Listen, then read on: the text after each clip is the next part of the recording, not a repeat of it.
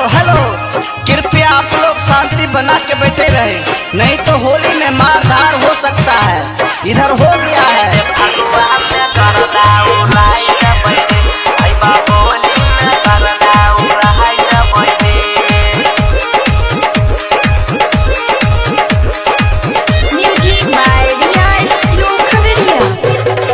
अरे हम डालबे हो डालता।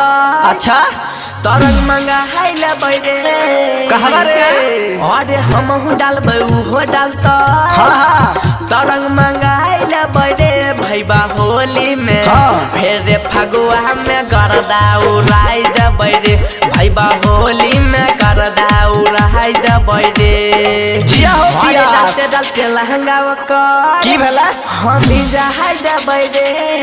ई बात छै। डालते डालते लहंगा हाँ।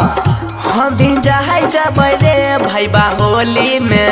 हेरे फगुआ में गरदा उड़ाई देबै रे भैया होली में गरदा उड़ाई देबै रे। देखिए, होली में ज्यादा नहीं पिए, नहीं तो उससे हानिकारक हो सकता है। ले लियो रे भाई ले लियो, रंग लाल पीला हर का ले लियो।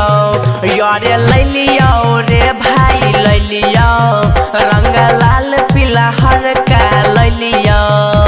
अरे हम भी नाचेंगे, चलो आज देखते हैं कौन बोलता है। यारे एक लगतै दू लगतै लगतै लगतै, देखै छियै छौरिया है कन्ने भागतै। यारे एक लगतै दू लगतै लगतै लगतै, देखै छियै छौरिया है कन्ने भागतै।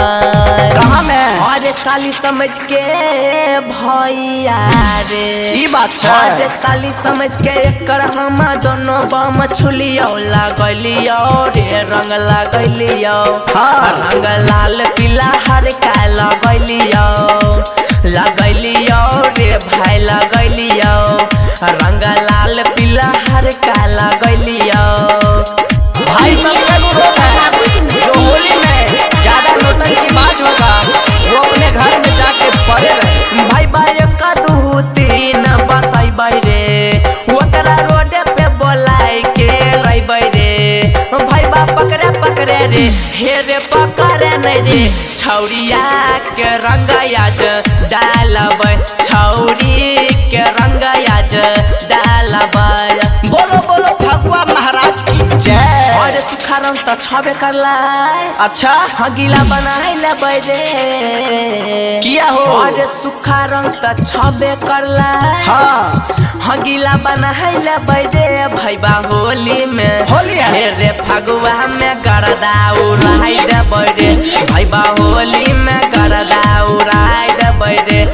ले लियो रे भाई ले लियो, रंग लाल पीला हर का ले लियो। यार ले लियो रे भाई ले लियो, रंग लाल पीला हर